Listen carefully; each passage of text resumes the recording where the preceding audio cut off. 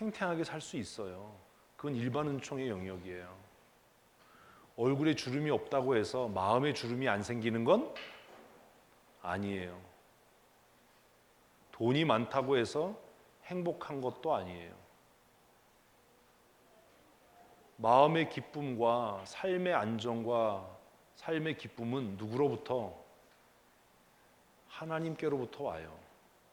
일반 은총의 영역에서 정말 남편이 성실하게 좋은 직업을 가지고 열심히 일하고 최선을 다하면 경제적으로 윤택하게 살 거예요. 남부럽지 않게 살 수 있어요. 다른 사람 앞에서 우리 부부가, 우리 가정이 근사한 것처럼 보일 수는 있어요. 그런데 시간이 갈수록 우리의 마음은 어떻게 된다고요? 공허해져 갈 거예요. 돈 걱정 없어 보이고 근심 없어 보이는데 전국적으로 다 아플 거예요.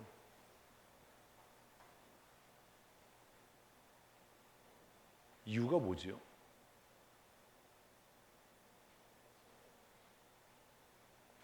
제가 오늘 청소년들한테도 그 얘기했어요. 행복은 남에게 보여지는 게 아니다. 내가 어떤 남자랑 결혼하거나 어떤 여자랑 같이 살아서 행복해지는 게 아니다.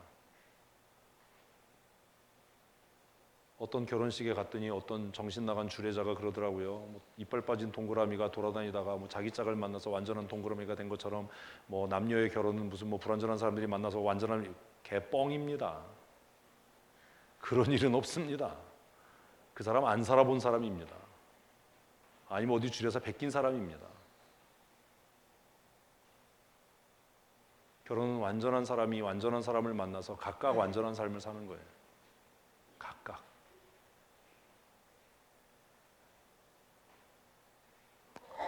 왜 할례를 안 했지요?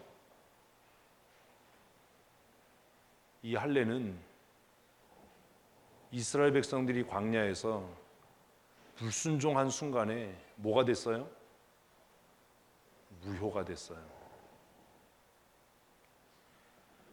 신명기의 민수기에 써 있어요. 로마서에도 써 있어요. 너희가 하나님의 율례와 법도를 지키면 그 할례가 할례이지만 너희의 할례가 너희가 말씀에 불순종할 때 뭐가 된다? 무할례가 된다. 그래서 진짜 할례는 몸에 하지 말고 어디에 해라? 마음에 해라. 이렇게 얘기하면 아는데 아는 게 아닌 거죠. 그러니 이스라엘 백성들이 광야에서 불순종한 그 순간에 정탐꾼이 돌아와서 그들이 불평한 순간에 그들이 애굽에서 나올 때 행했던 모든 할례는 무할례가 된 거예요. 그러니 그 이후에 태어나는 사람들에게 할례를 해야 될 이유가 없어진 겁니다. 불순종하는 순간에 일반 은총의 영역에서 직장생활 잘하고 열심히 가꾸고 꾸며서 근사해 보이고 멋져 보이고 윤택하게 보일지는 몰라도 하나님이 주신 은혜는 끝나는 거예요. 삶은 더 공허해질 거예요. 그래서 하나님께서 광야에서 어떤 세대가 불순종의 세대가 어떻게 될 때까지 다 죽을 때까지 할례를 중단시키신 거예요. 그래서 새로운 할례는 새 세대, 무슨 세대? 제가 얘기했잖아요. 순종의 세대와 구세대, 불순종의 세대를 가르는 새로운 이정표가 되고 있는 거예요. 제가 선명하게 말씀드리는 겁니다. 불순종하면 망합니다. 일반 은총에서 돈 많아지고 뭐 할지 모르지만 남편의 권위에 도전하고 불순종하면 그의 삶은 점점 공허해질 겁니다. 무엇으로도 채울 수 없을 겁니다. 그러나 좀 남편이 쪼다갖고 좀 남편이 부족하고 남편이 좀 그래도 그 남편을 하나님이 내게 세우신 머리로 인정하고 순종하면 하나님께서 그에게 경제적인 안정과 사회적인 부는 누리게 하시지 못할지는 모르지만 그의 마음이 하나님의 은혜로 어떻게 해요? 풍성하고 충만하게 될 겁니다. 그게 하나님이 주시는 복에 참여하는 겁니다. 지금 얼마나 많은 사람들이 내면은 공허한데 남에게 멋지고 근사한 가정과 부부로 보여지기 위해서 애쓰냐고요. 얼마나 공허하냐고요. 그게 자기는 알잖아요. 그 시간이 조금 지나면 모든 사람도 알게 돼요. 얼마나 부끄러워요 그게. 서로 말만 안 할 뿐이지. 왜 그런 일이 생겨요? 이거예요.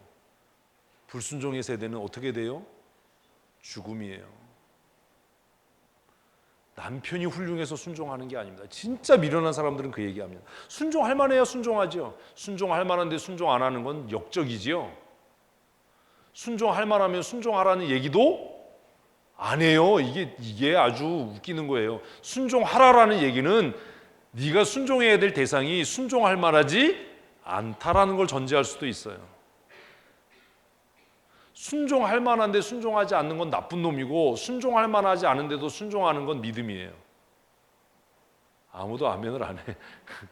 에? 이게 진리예요. 이게 보여지고 만져지면 순종할 거예요. 그건 믿음이 아니에요. 그래서 예수님께서 도마에게 만지고 보고 믿냐? 보지 못하고 믿는 자가 더 복되다. 믿음이란 보지 못하는 것들의 증거이고 실체다. 남편이 쪼다갖고 바보 같고 부족하고 나보다도 못한 것 같은데도 그의 명령에 순종해야 하는 이유는 하나님께서 그를 내 가정에 무엇으로? 머리로 세우셨고 내가 선택했기 때문이에요. 여러분들도 저를 선택한 거예요. 뭘 통해서? 공동회를 통해서요. 그랬으면 이유 없이 순종해야 되는 거예요. 그래야 누가? 내가 복 받는 거예요. 내가. 보세요. 불순종의 세대는 광야에서 다 죽어요. 그 삶이 점점 공허해진다고요. 기쁨이 사라져요. 내 삶의 기쁨이 사라지고 평안이 사라진다는 건 내가 뭐 하고 있지 않다는, 순종하고 있지 않다는 결정적인 증거예요. 딴 데 가서 알아볼 필요가 없어요. 인생이 재미없어지죠. 그래서 또 우리는 인생이 재미없으니까 뻘짓을 해요. 몸이 피곤하도록 엉뚱한 짓 하고 돌아다니는 거예요. 잠시도 가만히 있지 못하는 겁니다.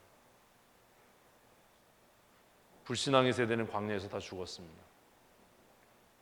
그들이 여호와의 군대로 부름을 받고 애굽에서 나올 때 할례를 받았는데, 그들이 10명의 정탐꾼의 보고를 듣고 뭐 하는 순간 하나님을 불신하고 하나님의 명령에 순종치 않고 우리가 다른 지도자를 세워서 가나안에 들어가겠다고 하는 순간 그들이 받았던 할례는 다 무효가 되는 거예요. 그러니 새로운 세대에게 할례를 할 필요가 없었어요. 그래서 광야에서 태어난 새 세대는 할례 없는 세대가 됐어요. 그런데 그들이 이제 순종으로 뭘 건넜어요? 요단을 건넜어요. 순종함으로. 그들이 어떻게 건넜는데요? 순종함으로 건넜잖아요. 제사장들이 가는 거 보면 따라와 이래가지고. 그죠? 그러니 이제 순종의 세대에게 새로운 언약의 징표 뭘 해야 돼요? 이제 이해되세요? 구조가? 그래서 새로운 할례를 하게 되는 겁니다. 그런데 그 새로운 할례를 왜 요단과 여리고 사이에서 하지요? 했던 얘기 또 할 것 같으세요? 제가? 난 그런 사람 아니라니까. 순종은 뭘? 목숨을 담보로 해야 순종이. 네, 진짜 네, 이런 사람들하고 내가 진짜 그냥 순종은요, 내가 순종해요. 이게 순종이 아니에요. 순종은 항상 무엇을 담보로 하는 거예요? 목숨을 담보로 하는 거예요. 그게 진짜 순종이에요. 내가 당신의 제자가 돼서 배우겠습니다라고 하면 그때부터 내 목숨을 그에게 위임하는 거예요. 근데 어떻게 짜증을 내고 불평을 해요? 죽으려고. 무슨 소리를 하고 무슨 핍박을 하고 무슨 구박을 당해도 버텨야 되는 거예요. 그게 스승과 제자의 관계인 거예요. 그게 사사라는 말이에요.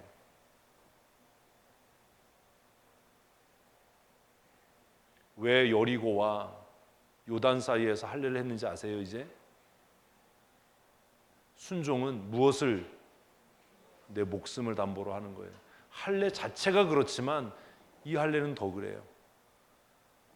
이 할례를 행하면서 이스라엘 백성들은 하나님 앞에 서원하는 겁니다. 하나님, 내가 살아있는 동안 무엇을 담보로? 내 목숨을 담보로 하나님의 말씀에 순종하겠습니다. 이게 이해가 안 되는 겁니다. 여러분들이 그런 마음으로 결혼을 했는지 어땠는지 모르겠지만 결혼이란 그런 거예요. 내가 무엇을 담보로? 내 목숨을 담보로 당신에게 순종하겠습니다. 무시무시한 서약을 하는 겁니다. 그럼 남편은 무슨 서약을 하는 거예요? 나는 내 목숨을 담보로 당신을 존중하고 아끼고 사랑하고 지키겠습니다. 그래서 여자에게는 간절함과 절박함이 없더라도 남자에게는 아내에 대한 뭐가 있어야 된다고요? 절박함과 간절함이 있어야 돼. 그게 진짜 사랑이거든요.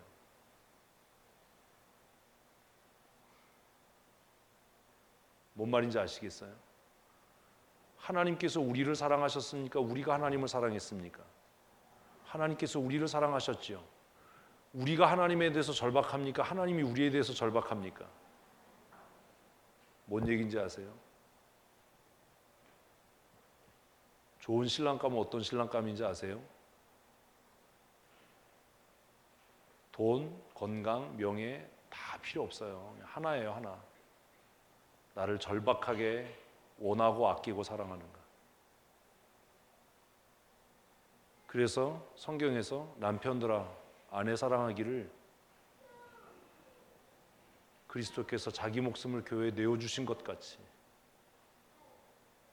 아내들아 남편 사랑하기를 교회가 그리스도에게 복종하신 것 같이. 다르잖아요. 근데 이게 뒤집어졌어요. 아내들은 복종하지 않아요. 별별 이유를 다 대서 말 같지도 않은 이유를 대고 논쟁하고 싸우고 다투어서 남편의 의지를 꺾어요. 남편들도 아내에 대한 절박함이 없어요. 간절함이 없어요. 조건이 맞으면 뭐 상황이 그러니까 똑같은 겁니다. 목사에게는 성도에 대한 뭐가 있어야 돼요? 간절함이 있어야 돼요. 그래서 목사는 다른 직업을 가지면 안 돼요. 성도는 목사에 대한 뭐가 있어야 돼요? 생명을 건 순종이 있어야 되는 거예요. 이 관계를 이해를 못하는 겁니다.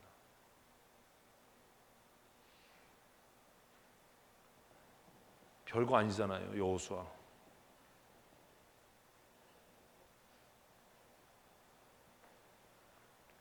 성경 읽으면 그런 것들이 보여지고 이해돼야 되는 겁니다. 왜 하나님께서 요단강과 여리고 사이에서 할례를 하게 하셨나? 자, 이제 할례 받는 사람은 누구만 남은 거예요? 순종의 세대만 남은 거예요. 불순종할 놈들은 광야에서 다 죽었어요. 정신 차리십시오. 불순종하는 사람은 가나안에 못 들어갑니다. 여러분의 가정이, 여러분의 삶이 하나님 주신 은혜와 복에 들어가려면 하늘이 반쪽 나고 땅이 꺼지더라도 하나님이 세우신 권위에 뭐 하라고요? 순종하십시오. 여러분의 가정이 정말 복받는 가정이 되려면 남편이 쪼다 같거나 바보 같거나 무능하거나 말 같지도 않은 말을 해도 아내이신 여러분들은 그 남편의 권위에 뭐 해야 된다고요? 순종해야 돼요. 그냥 답답하면 그냥 그렇게 얘기하세요. 잘했어요. 탁월해요. 훌륭해요. 한 이틀 밤 집에 안 들어오다가 3일째 들어오면 들어와 주셔서 감사해요. 이게 될 때 비로소 우리 가정이 어떤 가정이 된다고요? 복받는 가정이 될 겁니다. 가난에 들어가는 가정이 될 겁니다. 이게 쉽지 않은 겁니다. 남편들은 그래요. 아내가 무슨 짓을 해도 사랑해줘야 되는 거예요. 네가 하는 짓은 다 이뻐. 무슨 짓을 해도 다 이뻐. 네 방구는 샤넬보다 더 향기로워. 구려. 이해되셨어요? 쉽지 않지요? 가난에 들어가는 건 쉬운 일이 아닙니다. 그래서 할례를 명하셨어요. 이스라엘 백성들은 할례를 했어요. 5절 읽습니다. 그 다음 백성들은 다 할례를 받았으나 다만 애굽에서 나온 후 광야에서 난 자는 할례를 받지 못하였습니다. 설명이지요. 6절 시작.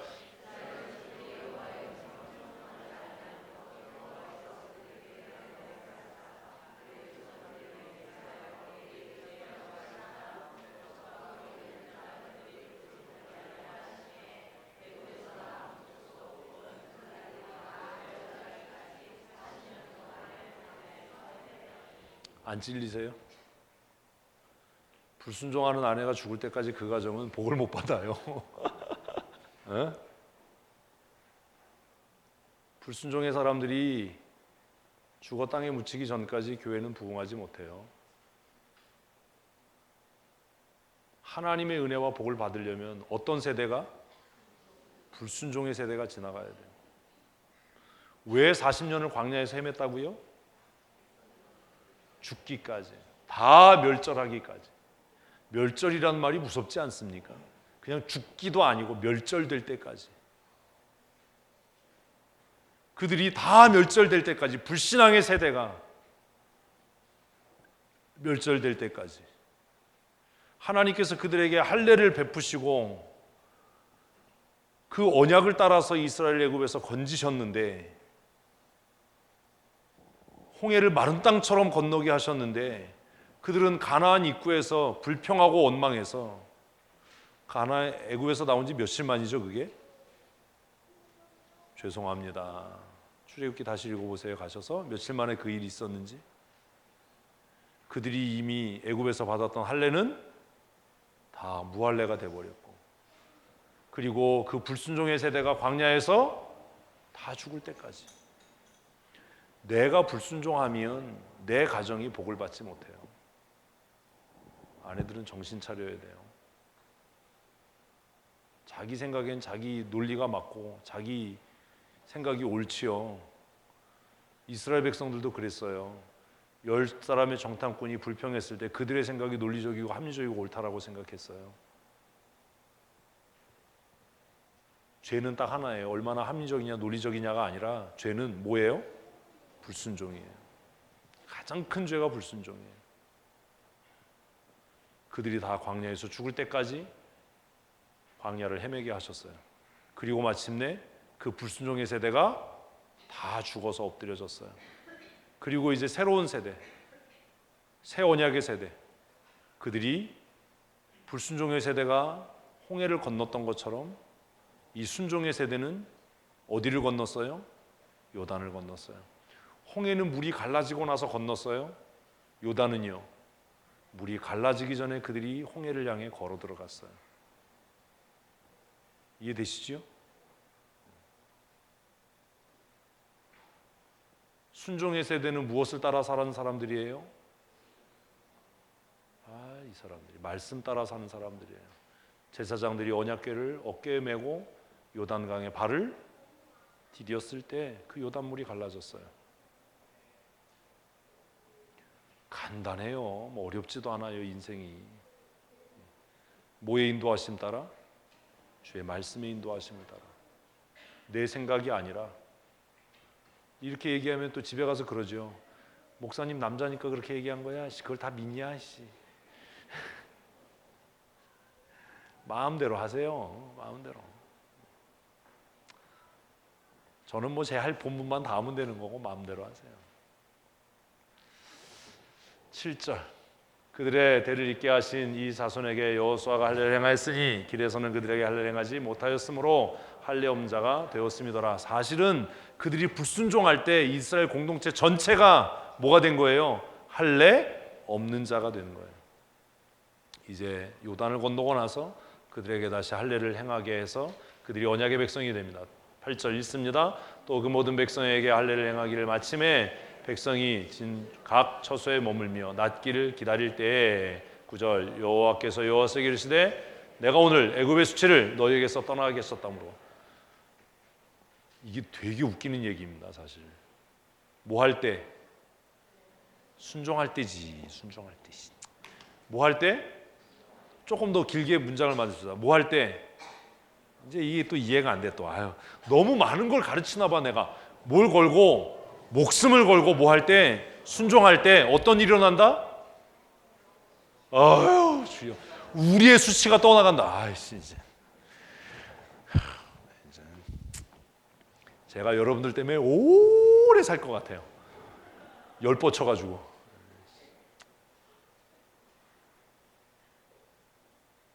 우리의 수치와 부끄러움이 무엇을 통해서? 목숨을 건 순종을 통해서 떠나가는 거예요. 남자들만 아멘을 하는 거예요 지금. 여자들이 해야 돼요. 나의 수치와 나의 부끄러움이 내가 어떻게 할 때, 목숨 걸고 순종할 때 어떻게 된다고요? 떠나가는 거예요. 근데 여자들은 그렇게 생각 안 한다고요.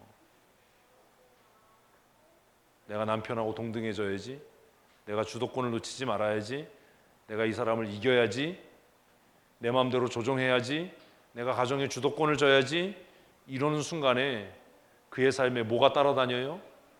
수치와 부끄러움이 따라다녀요. 쓰여지지 못할 거예요. 탁월하지 못할 거예요. 존경받지 못할 거예요. 그러나 내가 하나님의 말씀에 의해서 무엇을 걸고, 사실 목숨 거는 거잖아요. 이게 순종할 만하지 않은데 순종하는 건 자존심을 꺾어야 되는 거고, 그지요? 납득이 안 되는데 순종하는 건 정말 죽기보다도 싫을 수 있잖아요. 근데 그렇게 목숨 걸고 순종했더니 하나님께서 그들의 수치를 떠나게 하셨다. 너희 가운데서 너희 조상의 불순종의 그 수치, 너희의 죄를 떠나게 하셨다. 그래서 그곳의 이름을 길갈이라고 해라. 그래서 오늘까지 그곳의 이름을 뭐라고? 길갈. 우리의 수치가 떠나갔다. 우리의 수치가 언제 떠나간다고요? 목숨을 걸고 순종할 때요. 납득이 안 돼요. 이해가 안 돼요. 왜 그렇게 하는지 도무지 이해가 안 돼요. 저놈의 새끼가 하는 게. 그런데 그 남편의 말에 내 자존심을 꺾고 뭐 할 때? 순종할 때 누구의 수치가? 남편의 수치가 아니에요. 나의 수치가 내게서 떠나는 거예요. 여러분들이 이해가 안 되고 납득이 안 되지만 장로님의 말씀에, 목사의 말에 순종할 때 목사가 높아지고 목사가 존귀해지는 게 아니라 무엇이? 나의 수치가 내게서 떠나가는 거예요. 그래서 성도들이 보면서 집사님 훌륭해요, 권사님 훌륭해요, 장로님 훌륭해요, 목사님이 저렇게 성질이 지랄 갖고 들어온데도 어떻게 순종하세요? 누구의 수치가 떠나간 겁니까? 근데 거기서 똑같이 그냥 소리 지르고 싸워대고 이러면은 내 생각이 아무리 옳아도 성도들이 뭐라고 그랬어? 장로가 돼가지고 목사한테 덤벼, 권사가 돼가지고 목사한테 눈 동그랗게 덤비면서 우리한테 무슨 순종을 하라고 그래?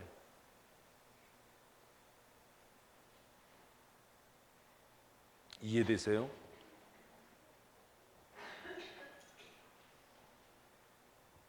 순종할 때 나의 수치가 내게서 떠나가요. 우리는 순종하면 내가 너보다 뭘 못해서 내가 네 말을 들어야 되냐? 너나 나나 뭐시. 그렇게 생각하고 사는 동안에 그의 수치는 그의 인생에 계속 따라다니게 될 겁니다. 일단 마음의 평강과 기쁨이 없을 거예요.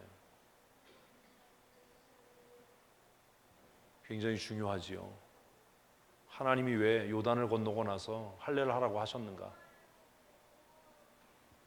그리고 나서 그들이 순종할 때 그곳 이름을 수치가 떠나가는 곳. 내가 순종하는 그곳이 무엇이 떠나가는 곳?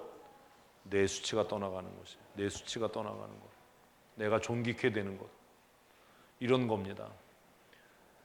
제가 목사예요. 어떤 때는 제 판단력이 흐려지고 기분이 나쁘고 그래서 그냥 오기로 말도 안 되는 걸 얘기할 때가 있다고 치자고요. 내가 생각해도 이건 말이 안 돼.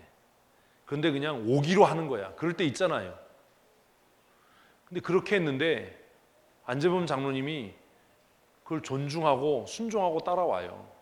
그러면 누가 존귀케 되겠습니까? 예? 장로님이 존귀케 되는 거예요. 일단은 저에게 존경받을 거예요. 왜? 내가 말도 안 되는 짓을 했다는 걸 누가 먼저 알아요? 내가 알잖아요.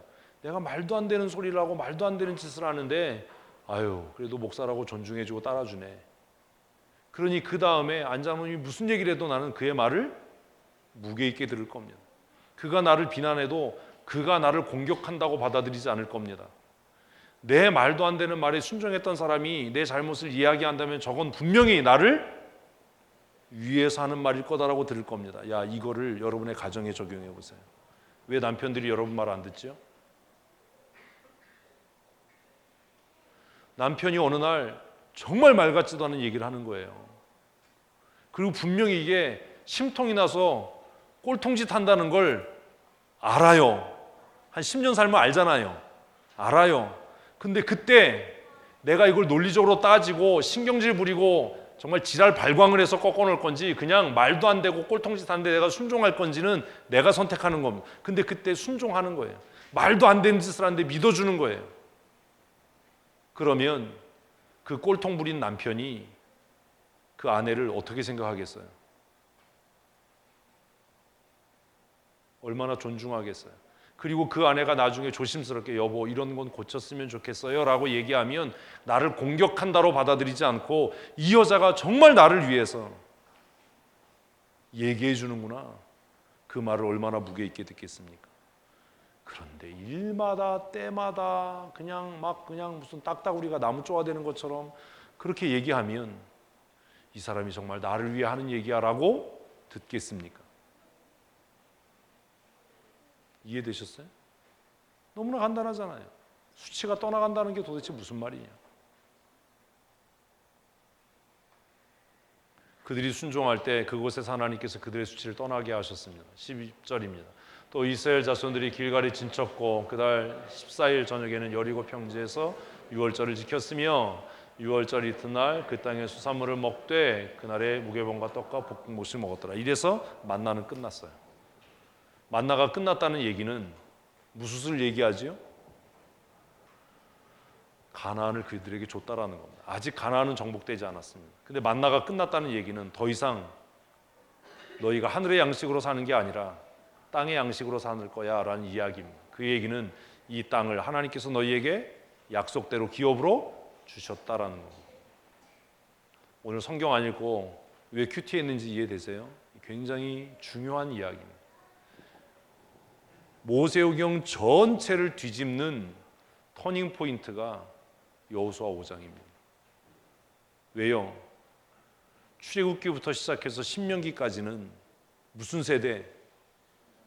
불순종의 세대의 이야기예요. 그들은 가나안에 들어갈 수 없었어요. 그 불순종의 세대를 대표하는 사람이 누구예요? 모세예요. 그래서 모세는 그렇게 가나안에 들어가고 싶었는데 가나안에 들어갈 수 없었어요. 비스가산에서 가나안을 내다보면서 그는 죽어야만 했어요. 그리고 모세는 신명기를 쓰면서 내가 너희들 죄 때문에 가나안에 못 들어간다, 이 왼수 같은 놈들아. 너희들이 불순종해서 내가 그렇게 들어가고 싶었던 가나안에 못 들어간다라고 유언을 남기고 그는 가나안에 들어가지 못합니다. 그러나 그가 죽어가면서 하나님 이 백성을 목 잡는 양같이 버려두지 마십시오라고 기도했고, 그래서 하나님께서 여호수아를 세웁니다. 여호수아는 불순종의 세대에 속한 사람이었지만 그가 가나안 정탐을 통해서 순종의 세대의 지도자가 된 거죠. 그죠? 그래서 20세 이상으로 여호수아 갈렙 외의 모든 불순종의 세대는 광야에서 다 죽어버렸고, 이제 여호수아가 새로운 세대, 순종의 세대를 이끌어서 하나님의 약속의 땅 가나안을 점령하는 역사를 기록하고 있는 게 여호수아입니다. 그래서 여호수아 오늘 본문은 굉장히 중요한 터닝 포인트입니다. 불순종의 세대는 지나가고 새 언약의 세대, 새로운 할례를 받은 사람들, 그래서 옛 할례는 무효화됐고 새 할례가 공포되어서 그 순종의 사람들을 통해서 여리고가 점령되고 가나안이 점령되는 역사를 여호수아는 기록하고 있습니다. 이 사건을 통해서 우리가 객관적인 사실은 알고 있다 하더라도 이것을 어떻게 적용할 거냐라는 문제에 있어서 정말 중요한 원리를 제가 말씀드린 거예요. 우리는 각각 자기의 행위대로 하나님의 상과 하나님의 보응에 처하게 될 겁니다. 상대편의 어떠함을 문제 삼지 마십시오. 그저 나는 내가 해야 될 책임을 다 하는 겁니다. 내가 해야 될 책임이 순종이라면 그 순종의 일을 무엇을 담보로 해서 내 생명 같은 자존심, 내 생명 같은 체면, 목숨을 다해서 그것을 행하는 겁니다. 내가 하나님의 사람으로 말씀으로 양육하고 그들을 위해서 기도해야 될 책임이 있다면 나는 목숨을 걸고 하나님이 내게 맡기신 성도들을 위해서 말씀을 연구하고 말씀을 가르치고 기도하는 일을 해야 합니다. 그들이 순종하든 순종하지 않든 말입니다. 하나님께서 한 가정의 아내로 나를 세우셨다면 남편의 어떠함과 관계없이 나는 그의 권위에 뭐 해야 한다고요? 순종해야 합니다. 그래야 내가 복 받는 겁니다. 이런 거죠. 우리 가정이 다 복 받는데 아내인 나만 그 복에서 빠질 수 있나요? 있어요. 뭔 말인지 아시겠어요? 가족 전체가 하나님의 재앙과 저주와 심판 가운데 있는데 믿음의 사람인 나만 하나님의 은혜를 누릴 수 있나요? 있어요. 뭔 얘기인지 이해가 되시나요? 나발의 집안이 그런 거잖아요. 그러니 누구를 핑계하고 누구를 변명하고 누구를 두둔하고 누구를 옹호하려고 할 것이 아니라 내가 하나님 앞에 어떠한 사람인지 믿음의 단독자로 살아가는 자세와 태도가 정말 중요한 겁니다. 내가 해야 될 책무, 내가 해야 될 직무가 무엇인지를 생각해서 권위 있게 다스리는 자면 겸손함으로 다스리고, 내가 순종해야 될 자면 무엇을 담보로 해서? 내 목숨을 담보로 해서 순종하는 것이 내가 하나님의 은혜와 복주심에 들어가는 가장 확실하고 유일한 방법입니다. 여호수아는 그걸 이야기합니다. 오늘 성경 읽으려다가 제가 아까 서재에서 본문을 보고 오늘 본문은 좀 같이 고민을 해봐야 될 말씀이다. 왜요? 지금 제가 이렇게 설명드리지 않으면 여러분 관뚜껑 덮을 때까지 이 얘기가 도대체 뭔 얘기인지 그냥 할례를 또 했네 이렇게 끝날 것 같아서 오늘은 성경을 지금 진도가 많이 늦어서 읽어야 되는데 성경 안 읽고 이 말씀을 같이 묵상했으면 좋겠다라고 생각해서 아까 제가 서재에서 정리를 하고, 저도 오늘 아직 큐티는 못했는데 제가 큐티를 못한 게 이 정도예요. 이따가 저녁에 큐티를 다시 제가 제 나름대로 저에게 적용되는 큐티를 다시 할 테지만, 여러분 이게 성경을 읽어가면서 우리가 배워야 할 원리와 원칙이에요. 우리 청소년부 아이들이 있는데 그래서 기도 많이 해야 돼요. 교회를 선택할 때도 내가 이 교회를 선택할 때 저 목사의 권위에 목숨 걸고 순종할 수 있겠나, 이 결심이 들면 그때 등록해야 돼요. 권사님들에게 등록하라고 강요하지 말라고 얘기하는 이유가 그거예요. 이해되셨어요? 내가 저 목사의 말은 파수로 매주를 쓴다 그러고 자갈을 말랑해질 때까지 삶아 오라고 그래도 내가 뭐 할 수 있겠다? 순종할 수 있겠다. 이런 마음이 들 때 교회 등록해도 늦지 않아요. 교회 등록하는 게 대수가 아니에요. 그래야 하나님 나라 갈 때까지 우리의 마음이 요동하지 않고 승리하는 신앙의 삶, 복받는 신앙의 삶을 살 수 있어요. 그런 결심이 안 서는데, 그렇게 순종할 마음이 없는데 신앙생활을 등록하고 시작하면 얼마나 고민이 많겠어요. 이해가 안 되죠. 납득이 안 되죠. 왜 그래야 되는지. 꼭 그래야 돼? 그래서 맨날 그 고민하는, 꼭 그래야 돼? 꼭 그렇게까지 해야 돼? 결론, 꼭 그래야 돼요. 꼭 그렇게까지 해야 돼요. 그래야 뭐 할 수 있어요? 복 받아요. 그래야 내가 형통케 돼요. 그래야 내 심령에 하나님이 주시는 참된 평안이 이르러서 살아있으면서도 하늘의 기쁨, 천국의 소망을 누리는 삶을 살게 될 거예요. 그러지 않으면 먹을 게 많고 입을 게 풍부하고 돈이 많아도 여러분의 삶은 날마다 지지고 볶는 지옥을 경험하게 될 겁니다. 내 삶을 지옥을 만들 건지 하나님이 주신 은혜로 복된 삶을 살 건지는 내가 결정하는 겁니다. 하나님의 말씀을 따라서 날마다 하나님 주시는 은혜로 승리하고 형통케 되고 복받는 믿음의 사람들 다 되십시다. 아멘. 광고는 다 했으니까 아시고 12절을 안 읽었네요. 12절은 뭐 읽으나 마나 그 얘기예요. 시작. 또 그 땅의 수산물을 먹은 다음 날 만나가 그쳤으니 이스라엘 사람들이 다시는 만나를 얻지 못하였고 그의 가나안 땅의 소출을 먹었더라. 12절 아까 제가 설명한 거예요. 그죠? 읽지도 않고 설명을 했어요. 제가 성경을 이제 계속 벌써 몇 년이에요 가르친 지가. 그러니 뭐가 어디에 써 있다는 아는데 그래도 저는 큐티하는 게 날마다 새로워요. 날마다. 여러분 성경 아는 게 중요한 게 아니라 실천하고 살아야 돼요. 복 받는 성도로 사십시오. 제가 여러분들 보면서 복 받는 사람으로 사는 걸 봤으면 소원이 없겠어요. 돈이 있다고 행복해지는 거 아닙니다. 건강하도 행복한 것도 아니고, 남한테는 근사하게 보일지 모르지만 사실 하나님의 나라는 어디에? 우리의 심령에 임하는 거예요. 우리의 마음에. 근데 그 하나님의 나라는 누구 때문에도 아니고 무엇 때문에도 아니라 하나님과 나와의 관계에서 시작되는 거예요. 하나님과 나와의 관계. 신실한 믿음의 사람으로 날마다 하나님 나라를 경험하고 살아가십시다. 큐티책의 큐티 제목은 거룩한 군대예요. 근데 사실 지금 이렇게 쭉 하니까 이것보다 더 좋은 제목들이 막 떠오르시죠? 그 좋은 제목을 쓰시면 됩니다. 성경을 읽는 훈련을 좀 많이 하시고, 큐티를 매일은 아니더라도 일주일에 한 2~3번만이라도 하는 훈련들을 하셔서 성경의 원리를 잘 배워가실 수 있었으면 좋겠습니다. 월, 화, 수요일까지는 새벽 기도를 제가 하고요.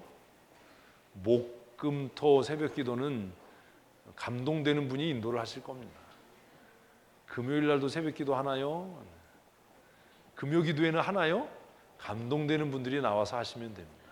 수요 기도회는 우리 장로님께서, 최명걸 장로님께서 인도해 주실 겁니다. 제가 없어도 많이들 나오셔서 함께 기도하시고, 또 제가 없는 동안에 모이게 더욱 힘써 주시길 바랍니다. 실버진 모임은 이번 한 주간 쉬고요. 말씀드린 대로 저는 우리 지체들과 함께 수요일부터 같이 여행을 하고, 저도 마음도 좀 정리하고 생각도 정리하고, 또 교회 신년도 목표 계획을 세우고 또 비전을 나누는 일들을 함께 하려고 합니다. 위에서 여러분 기도해 주시고 좋은 교회가 더 좋은 교회로 성장해 갈 수 있도록 함께 동역해 주시기를